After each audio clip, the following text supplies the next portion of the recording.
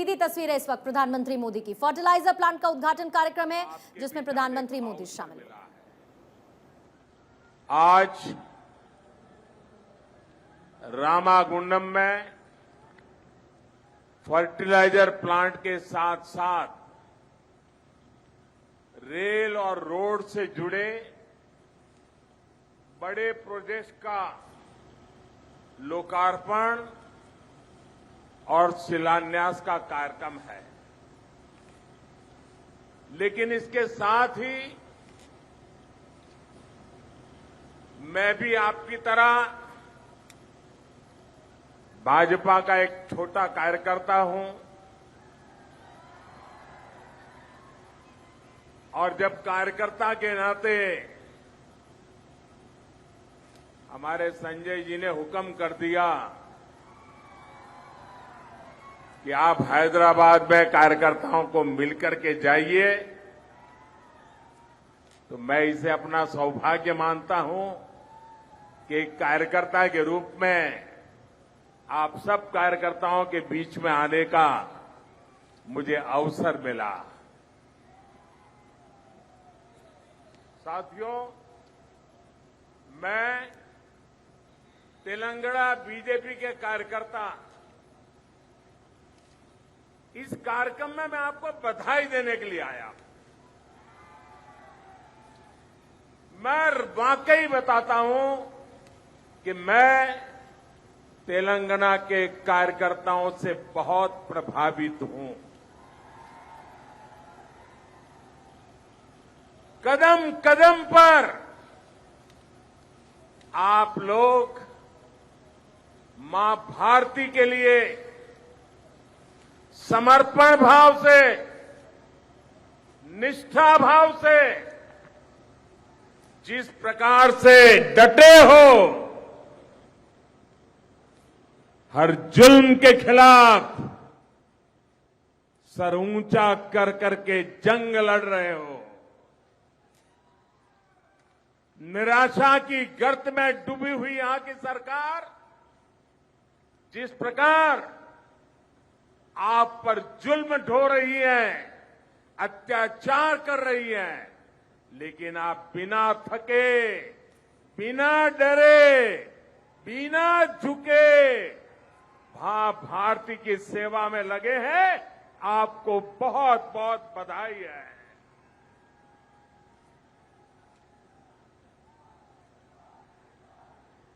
भाइयों बहनों, मुझे अफसोस है कि तेलंगाना के नाम पर जो लोग फले फूले आगे बढ़े, सत्ता पाई, वो खुद तो आगे बढ़ गए लेकिन तेलंगाना को पीछे धकेल दिया। तेलंगाना का जो सामर्थ्य है, तेलंगाना के लोगों का जो टैलेंट है, उसके साथ यहां की सरकार, यहां के नेता लगातार नाइंसाफी करते रहते हैं। जिस दल पर तेलंगाना के लोगों ने सबसे ज्यादा भरोसा किया, उसी दल ने तेलंगाना के साथ सबसे बड़ा विश्वासघात किया है। लेकिन साथियों, जब अंधेरा बहुत बढ़ जाता है, चारों तरफ घना अंधकारा हो जाता है, उसी परिस्थिति में कमल का खिलना शुरू हो जाता है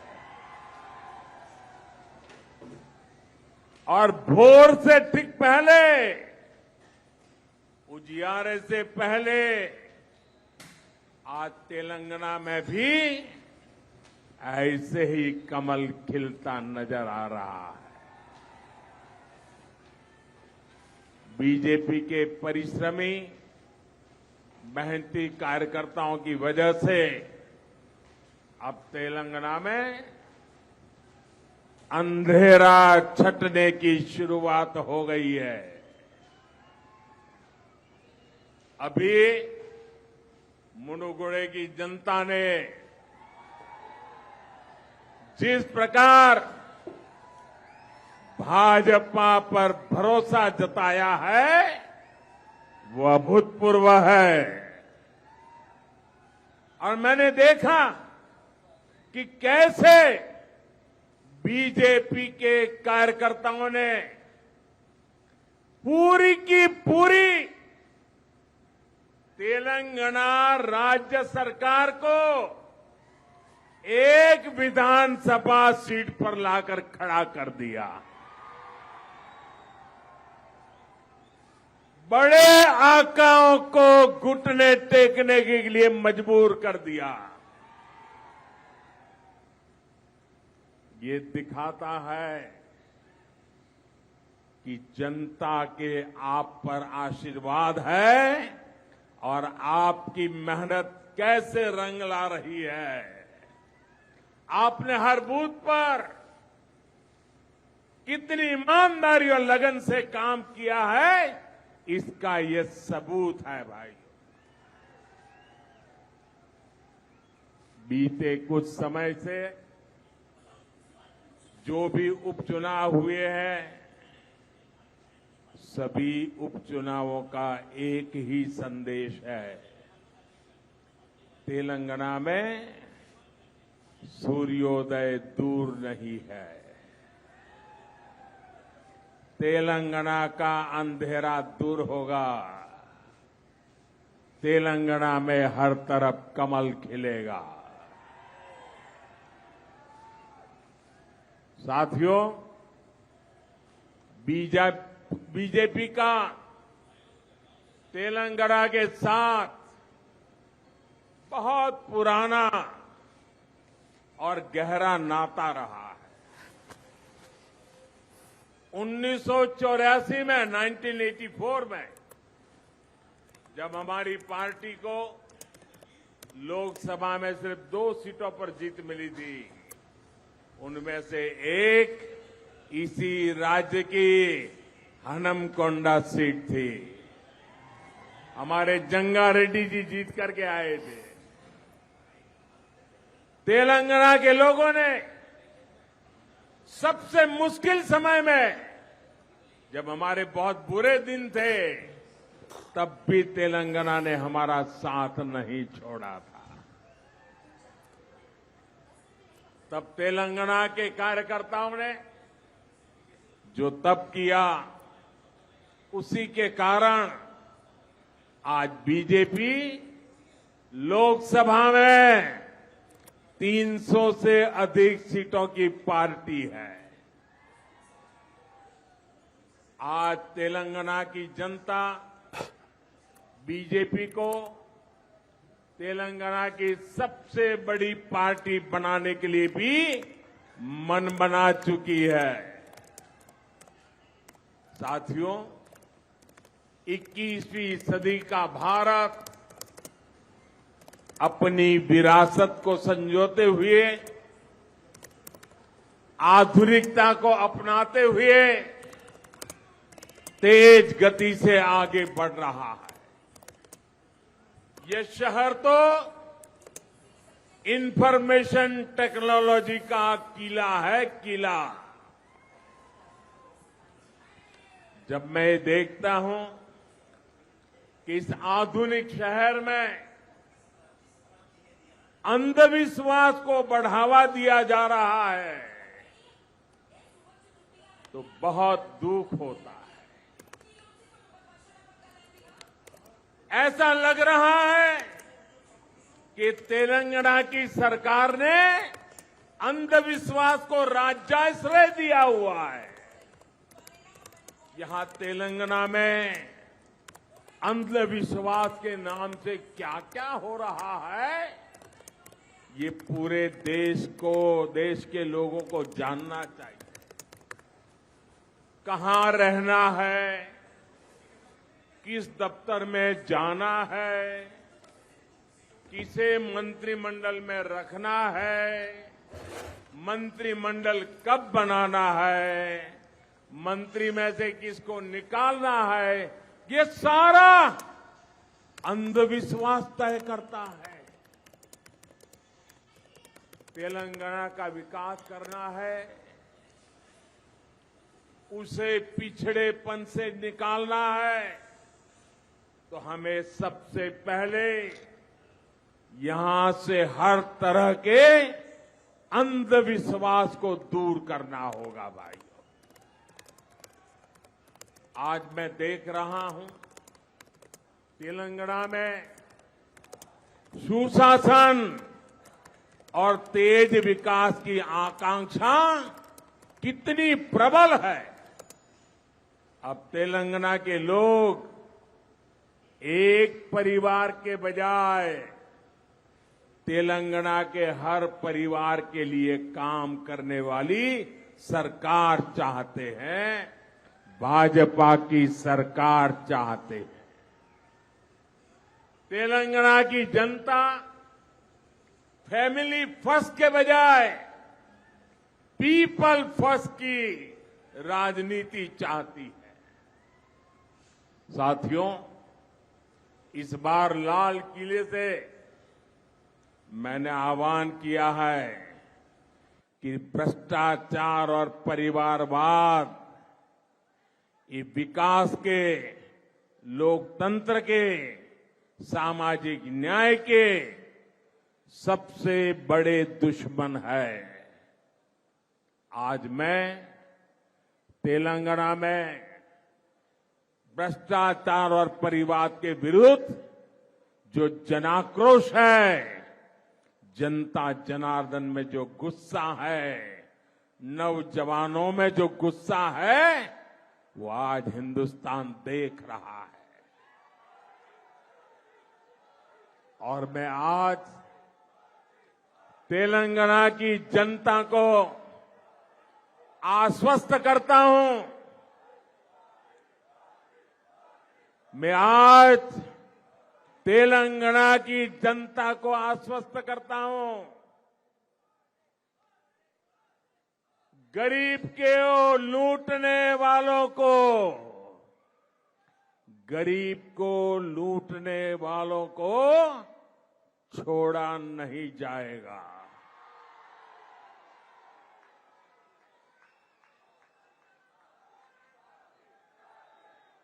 आज आपने देखा होगा कुछ लोग कार्रवाई से बचने के लिए एकजुट होने का प्रयास कर रहे हैं, भ्रष्टाचारियों का गठजोड़ बनाने का प्रयास कर रहे हैं। लेकिन तेलंगाना की जनता, देश की जनता ये देख भी रही है, समझ भी रही है। साथियों, भ्रष्टाचार और परिवारवाद गरीब का सबसे बड़ा दुश्मन होता है। भ्रष्टाचार और परिवारवाद विकास का सबसे बड़ा दुश्मन होता है। इसलिए भाजपा भ्रष्टाचार और परिवारवाद दोनों से लगातार मोर्चा ले रहा है। भाजपा सरकार भ्रष्टाचार को जड़ से खत्म करने के लिए प्रतिबद्ध है। आप याद करिए, पहले राशन की दुकानों में कैसे गरीबों का राशन लूटा जाता था। हमने जनधन, आधार और मोबाइल की त्रिशक्ति का उपयोग करके करोड़ों फर्जी लाभार्थियों को हटा दिया। अब सरकार का बेनिफिट सीधे गरीब के बैंक खाते में पहुंचता है। अब केंद्र सरकार की अधिकतर सुविधाएं ऑनलाइन है। इससे घुसखोरी की आशंका कम हुई है।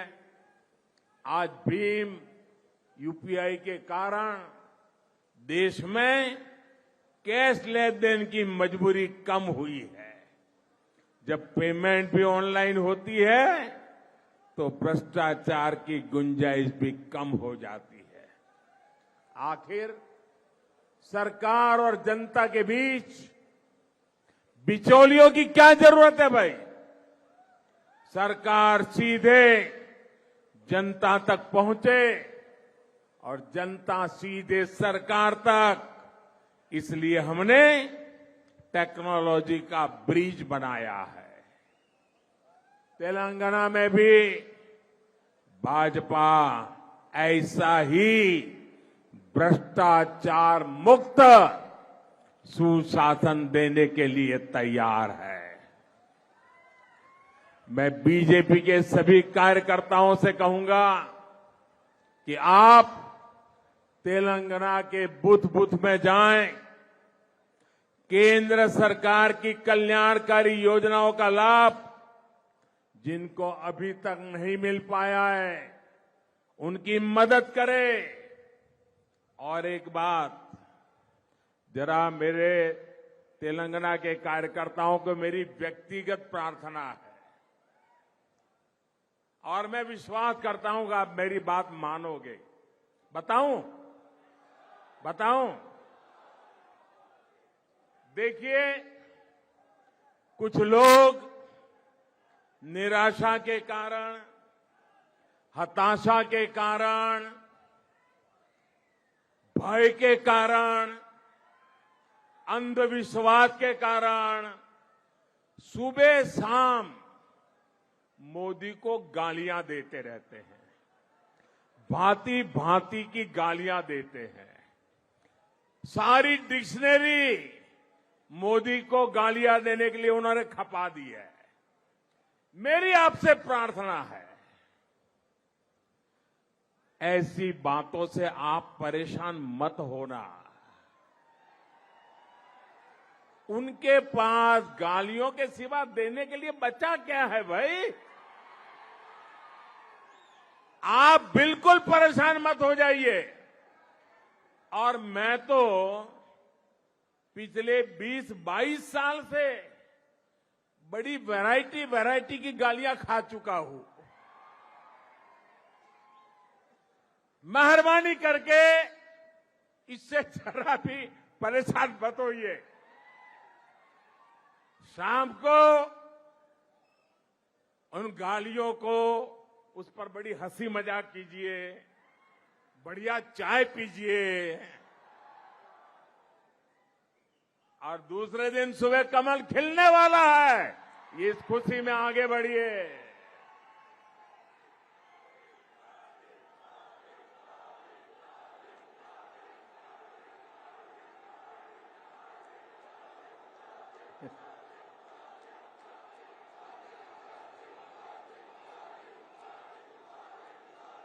तो दोस्तों, आप मुझे बताइए, अब ये गालियों से आप परेशान नहीं होंगे ना?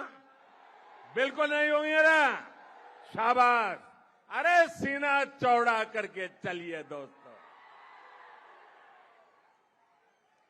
देखिए, हमें याद रखना है, राजनीति सामान्य मानवी की सेवा करने और उनकी समस्या सुलझाने का माध्यम है।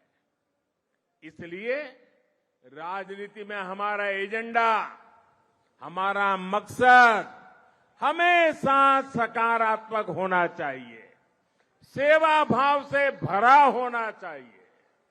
लेकिन यहां तेलंगाना में जिन लोगों को सत्ता मिली, उनका सारा ध्यान मोदी को गाली देने और भाजपा को कोसने में लगा रहता है। मुझे कभी कभी लोग पूछते हैं कि मोदी जी आप थकते नहीं हो? अब कल मैं दिल्ली में था सुबह, फिर कर्नाटका में, फिर तमिलनाडु में, फिर रात को आंध्र में और अभी तेलंगाना में तो लोग मुझे पूछते थकते नहीं हो, तो मैंने उनको समझाया, देखो भाई, मैं डेली 2 किलो, 2.5 किलो, 3 किलो गाली खाता हूं।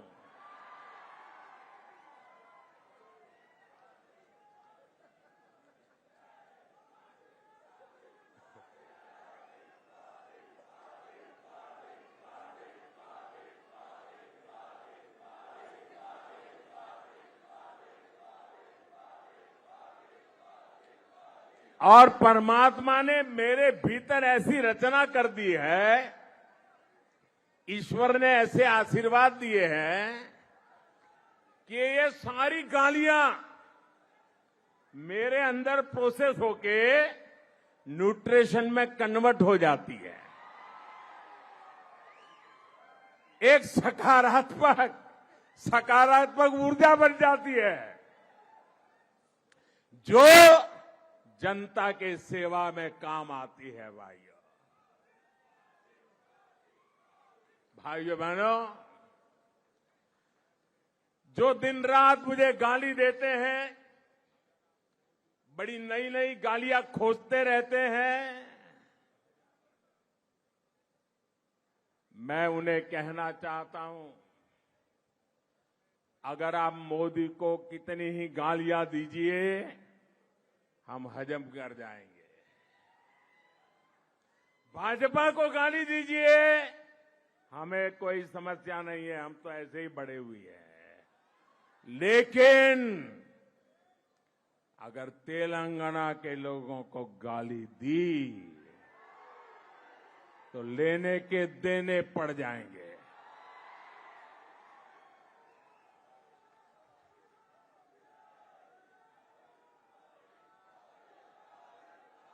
यहां के लोगों के सपनों से खिलवाड़ किया तो मुकाबला बहुत रंगीन हो जाएगा, समझ लीजिए। भाइयों बहनों, मोदी और भाजपा को गाली देने से अगर तेलंगाना का भला होता है तो देते रहिए, अगर यहां के लोगों की सुख सुविधा बढ़ती है देते रहिए, ईज ऑफ लिविंग होता है देते रहिए।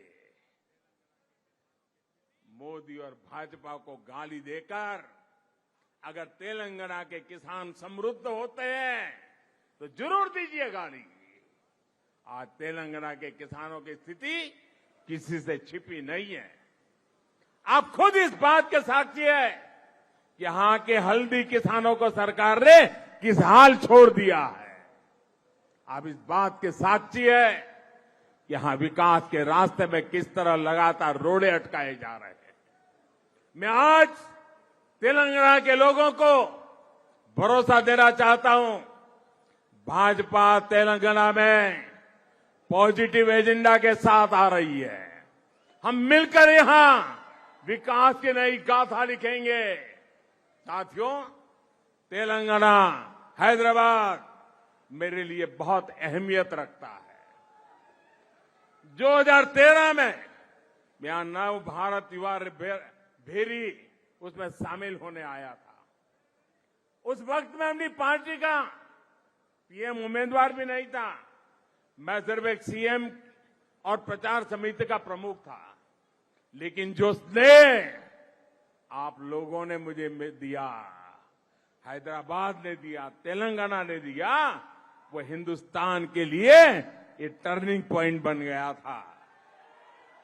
और मैं कभी आपके उस प्यार को भूल नहीं सकता हूं, और मैं आपके इस प्यार को ब्याज समेत लौटाता रहता हूं, लौटाता रहूंगा, विकास करके लौटाता रहूंगा। भाइयों, तब मैंने कहा था कि हमारी सरकार इंडिया फर्स्ट के विजन और संविधान को मजबूत करने की दिशा में काम करेगी। और सरकार बनाने के बाद हम निरंतर उसी लक्ष्य को ध्यान में रखकर काम कर रहे हैं। बीते 8 वर्षों में देश ने सुशासन का एक नया रूप देखा है। पहली बार देश की जनता को लग रहा है कि गरीब की हर जरूरत सरकार की प्राथमिकता बन गई है। यही कारण है कि जब 100 साल का सबसे बड़ा संकट आया तो केंद्र सरकार ने गरीबों को सर्वोच्च प्राथमिकता दी। पूरे देश में गरीब भूखा ना सोए, इसलिए अभी तक केंद्र सरकार 3 लाख करोड़ रुपए से अधिक खर्च कर चुकी है। इससे तेलंगाना के भी लगभग 2 करोड़ साथियों को मुफ्त राशन मिल रहा है। गरीब के जीवन की सुरक्षा हो इसलिए हजारों करोड़ रुपए खर्च करके हमने मुफ्त वैक्सीन उपलब्ध कराई। केंद्र सरकार हर लाभार्थी तक पहुंचने की अप्रोच के साथ काम कर रही है, सैचुरेशन के लिए प्रतिबद्ध है। लेकिन आप ये भी जानते हैं कि तेलंगाना में यहां की सरकार को गरीब के लिए होने वाले विकास कार्यों में परेशानी है। केंद्र सरकार की सारी कोशिशों के बावजूद यहां की सरकार ने पीएम आवास योजना के घर बनाने में रोड़े अटका दिए। देश भर में पीएम आवास योजना के 3 करोड़ घर गरीबों को बनाकर हम दे चुके हैं। उनके सिर पर पक्की छत हो गई है, लेकिन तेलंगाना के गरीबों से ये सुख भी यहां की सरकार ने छीन लिया।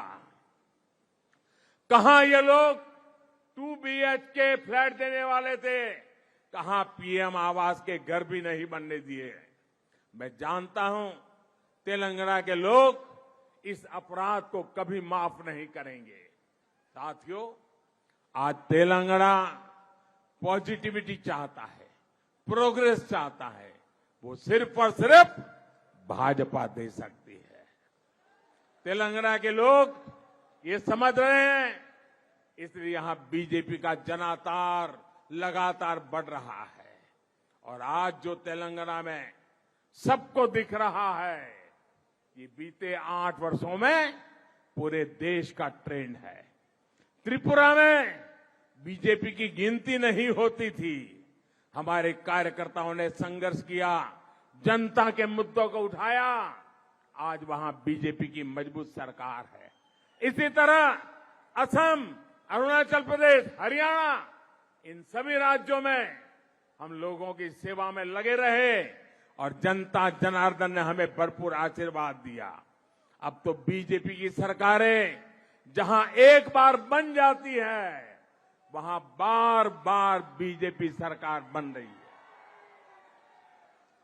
भाइयों बहनों, बीजेपी के प्रति ये विश्वास सुशासन के कारण है। वो सुशासन जिसके मूल में सबका साथ, सबका विकास, सबका विश्वास और सबका प्रयास का प्रण है। बीजेपी वो पार्टी है जो युवाओं की पार्टी है, गरीब के हित में सरकार चलाती है। अब तेलंगाना में भी हमें भाजपा को निरंतर मजबूत करना है। तेलंगाना को भ्रष्टाचार और परिवार के शिकंजे से मुक्त करना हमारा कर्तव्य है। मुझे भाजपा के लाखों कार्यकर्ताओं पर भरोसा है और आपका ये जो जुस्सा मैं देख रहा हूं, मुझे भी नई ऊर्जा मिलती है। मैं फिर एक बार आपको बहुत बहुत बधाई देता हूं, बहुत बहुत शुभकामनाएं देता हूं और आपकी निष्ठा को नमन करते हुए मेरे साथ बोलिए भारत माता की, भारत माता की, भारत माता की। बहुत बहुत धन्यवाद। मिशन साउथ पर इस वक्त प्रधानमंत्री नरेंद्र मोदी फर्टिलाइजर प्लांट का उद्घाटन करते हुए ये संबोधन प्रधानमंत्री मोदी का भारत के नाम। दक्षिण में मोदी है इस वक्त, सौगातों की झड़ी वहां लगाई। 2 दिवसीय ये कार्यक्रम, 2 दिवसीय दौरा मिशन साउथ पर प्रधानमंत्री मोदी। भ्रष्टाचारियों का गठजोड़ लगातार बढ़ रहा है, विपक्षी पार्टियों पर हमलावर। भ्रष्टाचार के खिलाफ बीजेपी का मोर्चा, प्रधानमंत्री मोदी की तरफ से कहा गया बड़ा बयान। जनता ने बीजेपी पर भरोसा जताया है।